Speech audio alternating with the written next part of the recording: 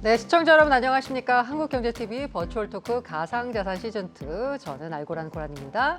네, 안녕하세요. 원더프레임의 김동환입니다. 네, 안녕하세요. 업무컴퍼니 이장우입니다. 네, SEC가 크립토 업계와 알트코인의 칼을 겨눌 때만 해도 공포 분위기가 극에 달했습니다.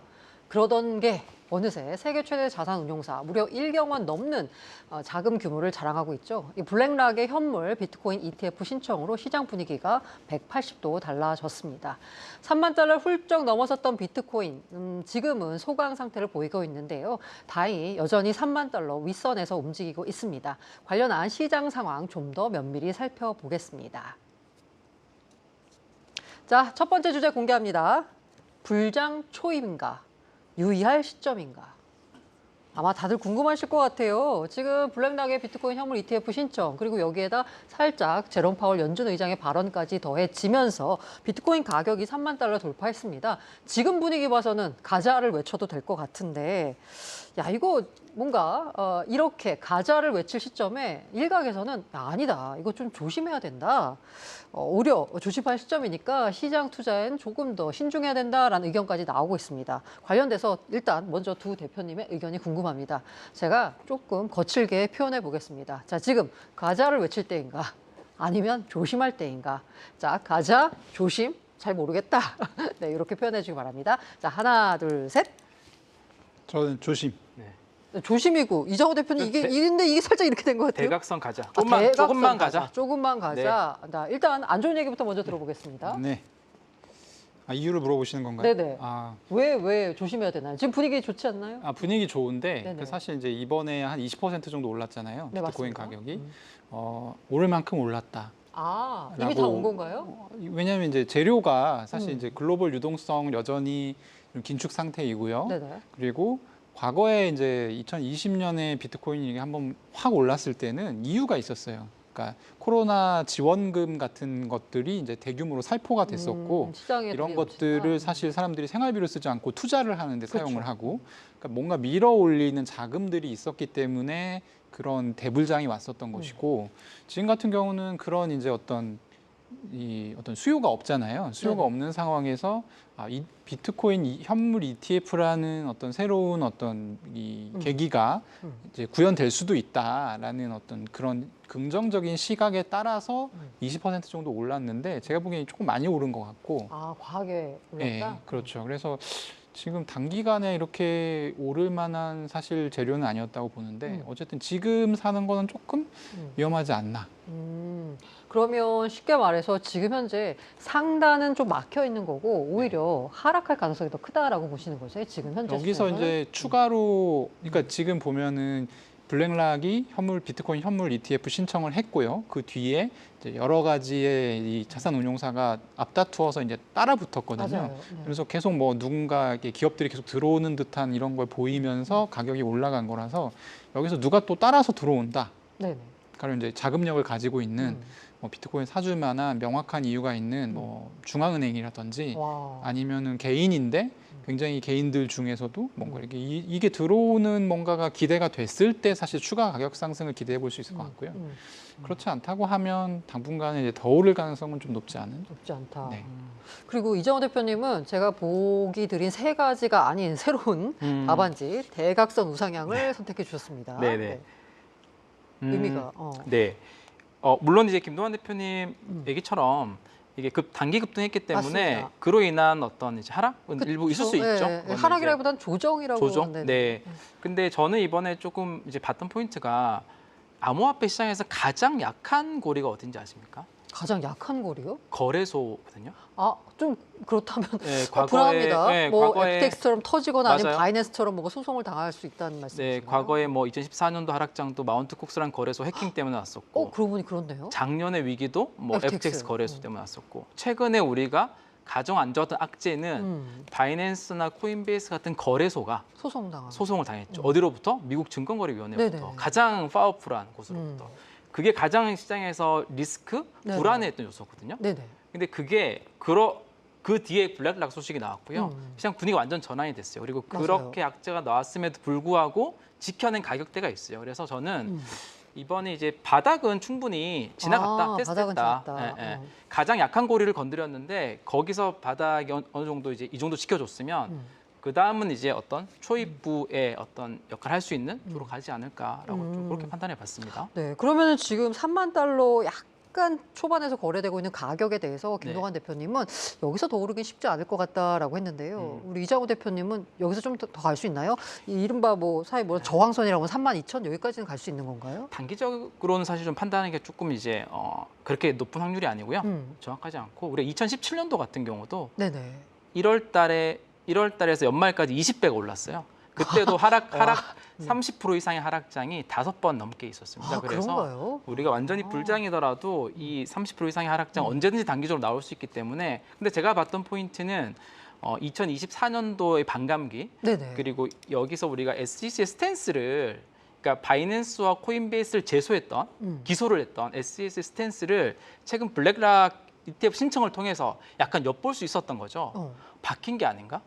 그렇죠. 바뀐 게 아닌가? 기대감을 기대감을 갖게 갖게 됐죠. 이런 부분들하고 좀 맞물려서 어떤 내년에 본격적인 상승장에 앞서서 시장의 초입이 지금부터 만들어지지 않을까라고 조금 조심스럽게 전망해 봤습니다. 그럼 앞선 질문을 살짝 바꿔서요. 실제로 물론 투자는 모두 다 본인의 선택이긴 하지만 여쭤보겠습니다. 네. 지금 그러면 사요? 사도 되나요? 네. 어떻게 보세요? 지금 사도 되나요? 저는 지금 사는 거 조금 이제 추천드리진 않고요. 다만 저는 좀 좋았던 건 뭐냐면 네. 개인적으로 이번 상승이 좋았던 건 뭐냐면 그러니까 25,000달러 선에서 사실 블랙락이 ETF 발표를 했고 네. 그 뒤를 이어서 바로 EDXM이라는 거래소에서 이제 개장을 했단 말이에요. 네. 원래 여기는 개장 준비가 다 마쳐진 상태였어요. 이거 언제 연하하고 있었는데 ETF 신청이 나오자마자 개장을 했습니다. 둘 다 이제 월가 집단이라고 볼 수 있는데 제가 생각할 때는 25,000선이 일단 심리적인 마지노선인 것 같다. 그래서 거기가 깨지니까 들어온 것이고, 네네. 네, 그래서 이제 우리는 참고할 만한 어떤 라인 하나를 갖게 된 거죠. 25,000까지 만약에 내려갔다 가격이 또 그러면 거기서는 줍줍. 줍줍을 좀 해도 되는 뭐 분할 매수를 하든지 그렇게 해도 되는 약간 선이 나오지 않았나 생각이 다만 듭니다. 지금은 조금 단기 급등한 가격이니까 투자 지금 당장 사는 건 좀 조심스럽다. 왜냐하면 이제 지금 재료가 없고 네네. 그리고 이것도 이제 굉장히 좀 의미심장한 부분인데 지금 SEC가 뉴스가 나오는 타이밍이 약간 거의 됐거든요. 그 동안에 이제 규제 뉴스가 나왔던 주기를 보면 지금 잠시 좀 6월 초에 한번 하고 네. 지금 한 3주 정도 지났단 말이에요. 쉬고 있어요. 네, 그럼 이제 좀 나올 때가 됐어요. 근데 만약에 SEC가 별말 없이 지나간다라고 하면 그거는 조금 긍정적인 신호로 봐야 될 것 같고 왜냐하면 블랙락의 ETF 신청 자체를 승인하는 곳이 SEC거든요. 그렇죠. 그래서 여기서 또 얘네가 다른 공격 카드를 가지고 나온다라고 하면 미국 정부의 입장은 여전히 바뀌지 않았구나. 그러면 또 ETF가 빠른 시일 내에 통과될 가능성도 그만큼 줄어드는 것이기 때문에. 네. 우리 이장우 대표님은 지금 들어가도 괜찮나요? 오른 다음에.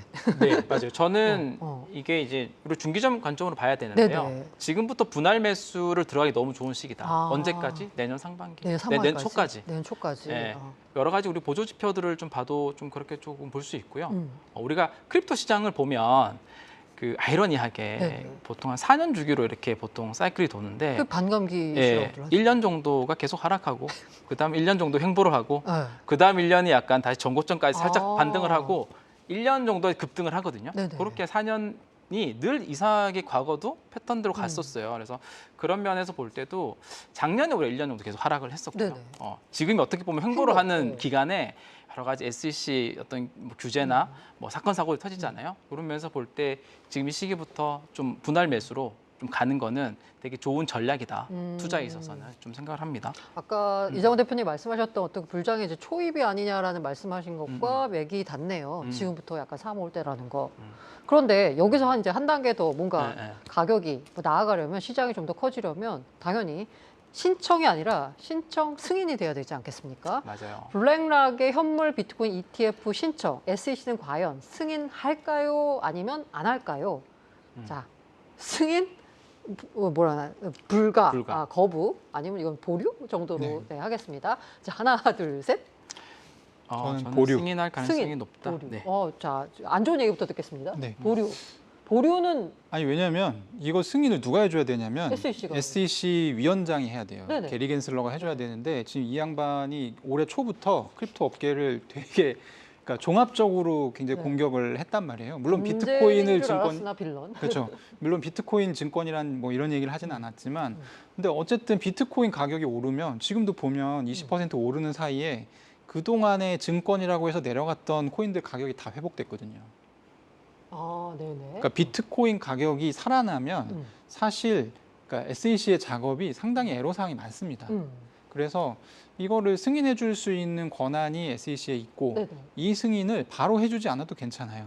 네네. SEC 입장에서는 우리 좀 더 검토가 필요해. 그래서 법적으로 보면은 한 8개월 정도 미룰 수 있거든요. 아, 미루고 밀어서. 예, 미루고 밀어서. 그리고 과거에 현물 ETF 승인 신청이 들어왔을 때도 다 미루다가 반려를 막판에 하거나 반려했죠. 반려를 하거나 아니면은 반려 기록이 남는 걸 우려한 신청자들이 스스로 철회했죠. 철회하는 약간 이런 그림이었거든요. 그래서 이게 제가 지금 찾아보니까 정확하진 않습니다. 어쨌든 45일로 네네. 지금 보도상에는 나오고 있는데 일단 45일, 첫 45일 안에 통과될 가능성은 없다. 없다. 예, 근데 보류는 일단 나올 거고 보류 이후에 근데 나중에 종국적으로 갔을 때는 네네. 될 가능성이 높다. 어. 고 저는 생각은 합니다. 아, 이게 봤더니요. 최장 240일 정도까지 미룰 수가 있고 뭐 여러 차례 네. 미뤄서 그러면 이게 한 내년 2월쯤 되는데 그러면 내년 2월 그 최종적으로 미루다 결과적으로는 승인을 할 거다라고 보시는 거죠? 네. 왜냐하면 뭐 이유가 없습니다. 블랙락이 했는데 안 되잖아요. 네네. 그럼 지구상에 지금 이게 불가능한 거예요. 아, 왜요? 지금까지 거부했던 이유 있잖아요. 아직도 시장 가격 이거 믿을 수 없다. 아 그래서 사실 그러니까 저 되게 의미심장해 보는 게 네. 블랙락이 신청을 해서 비트코인 가격이 오른 게 아니라 네. 언제부터 올랐냐면 EDXM이라는 거래소가 개장합니다라는 게 나올 때부터 본격적으로 확 오르기 시작했거든요. 근데 지금까지 현물 ETF 거절된 사유들을 보면 가격 조작의 위험성이 맞아요. 일단 가장 네네, 크고 네네. 그리고 저희 거래소 있는데요. 우린 니네 못 믿어. 못 믿어요. 약간 이런 느낌이 네. 강했거든요. 근데 EDXM이라는 거래소 자체가 사실 오늘 이따가 또 얘기하겠지만 월가에 있는 금융회사 6곳이 합쳐져서 조인트로 만든 회사이기 때문에 그러니까 말하자면 지금 미국 정부가 규제를 할 수 있고 그 규제를 장기간 받아온 그러니까 사람들이 그러니까 거래소를 만들어서 그러니까 그것도 이제 기관용 거래소라서 네네. 거래량이 많을 것으로 추정이 되고 거기서 이제 바탕으로 오는 정확한 가격 그리고 거기에 기반한 어떤 ETF 상품 이렇게 아마 구도가 흘러가지 않을까 싶고요. 그래서 블랙락이 ETF 신청을 하자 네. EDXM이 개장을 했다는 건 제가 보기에는 좀 연관성이 높다라고 아, 생각합니다. 네. 그럼 이장우 대표님 같은 경우에는 아까 승인 날 것 같다라고 네. 보셨잖아요. 이게 승인이 그야말로 45일 안에 네. 바로 승인 난다는 건지 아니면 김동완 대표님처럼 네. 뭐 미루다가 나중에 승인이 난다는 건지. 김동완 대표님도 결국 승인인데요. 네. 네, 저도 결국 승인인데요. 아, 그럼 당장은 아니에요. 네, 당장은 여러 면에서 좀 어렵지 않을까 싶은데요. 우리 과거에 ETF가 거절된 사유들이 크게 한 3가지 정도 되잖아요. 시장 조작의 우려, 맞습니다. 그다음에 가격의 변동성, 네네. 그리고 거래소 규제의 부재. 그래서 가격의 변동성이야 뭐 컨트롤할 수 없는 부분이고 게다가 시장- 지금은 뭐 나스닥보다도 더 변동성이 맞죠? 적어졌다고 하니까. 객관적으로 좀 더 변동 줄어들기도 네네네. 했고 시장 조작의 우려를 이번에 블랙락이 그 감시 공유 계약 나스닥과의 네네네. 이 계약을 통해서 과거에는 하지 않았던 하나의 이제 그 장치들을 넣어서 시장 조작의 우려를 없애겠다라는 조치를 취했거든요. 이거는 이제 블랙락 입장에서 할 수 있는 건데 이제 아까 마지막에 거래소 규제의 부재. 네네. 그 당시에 또 어떻게 일직설했냐면 그 암호화폐가 거래되는 거래 비중이 미국이 아니라 미국 외, 맞아요. 역외 비중이 높아서 맞습니다. 리스크가 있기 때문에 승인할 수 없다. 근데 이 부분은 블랙락이 할 수 있는 게 아니라 그쵸. 이게 어떻게 보면은 SEC SEC가 가 해야 되는 만들어 거죠. 가야 예. 되는 거고 그 외적으로 해결돼야 되는 거거든요. 그래서 이 부분이 선결이 돼야 되는데 요거는 이제 블랙락 자체로 할 수 없는 거고 요걸 사실 관심 포인트로 봐야 된다고 봅니다. 아. 근데 그 작업을 어떻게 보면 뭐 이제 SEC가 코인베이스를 기소하고 네네. 바이낸스는 더 공격적으로 기소하고 맞아요. 네네. 이런 걸 통해서 해결해 나가는 과정이라고 저는 보고 있었거든요. 그런 면에서 이게 얼마나 빠르게 바이낸스 같은 경우도 규제 안으로 좀 끌어들이냐 또는 비중을 낮추냐 이런 것들 보면서 내년 최대한 미룰 수 있는 240일이면 내년 2월 정도잖아요. 그때까지를 봐야 되지 않나. 그래서 결국은 좀 흐름상으로는 승인될 가능성은 높다라고 봅니다. 다만 45일 안에는 승인이 나오긴 좀 어렵다는 게 두 분의 의견이었는데 그래서 만약에 45일 그 이제 즈음에 보류 결정이 나오게 됐을 때 네. 시장에 충격이 예상되시나요? 아니면 뭐 이미 다 시장들이 다 예상하고 있었던 거기 때문에 그렇게 가격에 미치는 영향은 크지 않다라고 보세요? 그거는 이제 가봐야 하나? 그때 시장 유동성이 어느 정도인지를 좀 봐야 될 것 같아요. 가령 이제 지금 유동성이 엄청 말라붙어 네네, 있다가 지금 그런 상황. 최근에 이제 매수세가 좀 들어오면서 조금 가격이 네. 많이 올라왔잖아요. 네. 근데 여기서 만약에 거래가 일반 개인들의 거래가 많이 이루어지면서 사실 사고팔기 유동성이 좀 높아진다라고 했을 때는 오히려 가격이 떨어질 가능성이 저는 높다고 보고. 근데 이게 지금 이제 사서 올려놓은 사람들이 있을 거잖아요. 네네네. 이 개인이 샀다고 거의 추정하기 어렵거든요. 이 음. 구간 동안 20%가 올랐는데, 그래서 제가 추측하기로는 어쨌든 EDXM을 하기에도 비트코인이나 어떤 코인들이 좀 필요하고, 그리고 블랙락이 ETF 신청을 하면 당연히 사야 되는 거거든요. 네네네. 그래서 아마도 이제 그 기관들이 조금 매수를 하지 않았나 싶고, 유동성이 그렇게 많지 않다. 그러니까 매도 물량이 많이 나오지 않는다고 하면 받칠 것 같아요. 추가로 이제 매수가 돼서 그렇게 가격이 떨어지지 않을 가능성이 저는 높다고 보는데, 여기서 좀 거래량이 늘어나면서 그 이제 일반 개인들이 많이 던진다라고 하면 좀 하면 떨어질 일시적으로 좀 떨어질 가능성도 저는 있다고 봅니다. 대표님도 가격에 단기 미치는- 가격은 이제 시장의 심리가 결국 반영되잖아요. 네네네. 근데 지금 심리를 보더라도 45일 내에 블랙락이 높은 확률로 승인될 거다라는 시장의 분위기는 사실 아닌 것 같아요. 오히려 45일 안에 승인이 되면 엄청난 폭등이 있겠지만 네네. 45일에 첫 번째 반려가 리젝이 나온다고 하더라도 그게 시장에 엄청 악영향 그 자체만으로는 크지 않을 거라고 좀 생각이 듭니다. 네, 알겠습니다. 자, 여기에 더해 가지고 이번 상승에 약간의 뭔가 불을 더했다라고 볼 수 있는 게 바로 파월 연준 의장의 발언입니다. 이분이 제가 기사에 나온 발언을 인용해 보겠습니다. 파월 의장은 지난 21일 하원 금융서비스위원회에 출석해 우리는 결제용 스테이블 코인을 화폐 한 형태로 보고 있다. 가상화폐가 화폐의 질을 가진 것처럼 보인다고 말했다입니다. 자, 이 발언의 의미 이렇게 비트코인 가격을 밀어 올릴 만큼 비중이 있는 건가요? 어떻게 봐야 되나요? 일단 저는 어떻게 보냐면 SEC에서 그동안 이제 스테이블 코인을 규제하려고 하는 그런 자세들을 굉장히 좀 아주 노골적으로 보여왔었고요. 네네. 테라 스테이블 코인 같은 경우는 이제 뭐 알고리즘 특이한 스테이블 코인이긴 하지만 UST 같은 경우는 이미 증권으로 보고 분류를 했죠. 그래서 소송을 하고 있고, 만약에 스테이블 코인이 이제 증권으로 분류되게 될 경우에는 대부분의 스테이블 코인으로 지금 이제 암호화폐를 사기 때문에 상당히 이런 어떤 매수 활동이 위축될 수 있습니다. 그래서 이런 부분들이 일부 좀 이제 상쇄됐다, 해결됐다라고 보는 게 맞을 것 같고요. 그러니까 호재라기보다는 악재가 약해졌다, 혹은 악재가 어느 정도 해결됐다라고 보는 것이 제가 보기에는 좀 좋은 의미인 것 같습니다. 이 사건에. 네. 유장우 대표님은 저는 이 자체의 발언이 그렇게 가격이 올라갈 만한 요소인가 싶었거든요. 네네. 왜냐하면은 결국은 가상화폐가 화폐의 지위를 가진 것처럼 보인다. 정확히는 스테이블 코인이 화폐의 지위를 가진 것처럼 보인다. 이렇게 표현을 한 건데요. 그 얘기는 결국 스테이블 코인의 엄청난 이제 화폐에 준하는 이제 규제가 많이 가해질 것이라는 것을 조금 우리가 반면에 볼 수 있을 것 같고, 실제로도 뭐 유럽의 미카 법안이나 디지털 자산 관련된 미국에서의 논의도 이 스테이블 코인에 굉장히 포커스를 맞추고 있거든요. 그래서 정말 민간에서 발행한 화폐가 일반 우리가 알고 있는 이런 뭐 암호화폐 유틸리티성 코인이 아니라 사실 가장 큰 국가 입장에서의 리스크는 스테이블 코인이라고 그쵸. 보여지는 건데요. 그래서 그런 면에서 스테이블 코인을 예의주시하겠다, 규제를 더 강력히 하겠다, 뭐 이렇게 좀 저는 좀 이해를 했습니다. 네. 어쨌든 간에 블랙락의 현물 비트코인 ETF 신청 소식과 파월 연준 의장의 크립토에 대한 화폐 인정 발언 등이 더해져서 3만 달러를 돌파한 비트코인 가격, 앞으로도 좋은 흐름을 이어갔으면 하는 바람입니다. 자, 그런 바람을 담아 두 번째 주제에 보겠습니다.